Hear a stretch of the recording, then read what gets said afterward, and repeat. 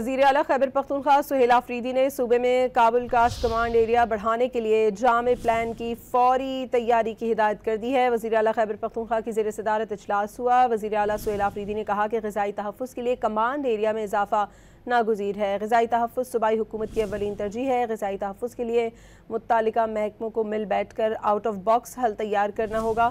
वज़ीर आला ने आबपाशी इंफ्रास्ट्रक्चर के लिए जदीद एसेट मैनेजमेंट सिस्टम मुतारिफ कराने की भी हिदायत की। वज़ीर आला ने हिदायत की कि ज़ेर तामीर स्मॉल डैम्स की बरवक्त तकमील हर सूरत यकीनी बनाई जाए।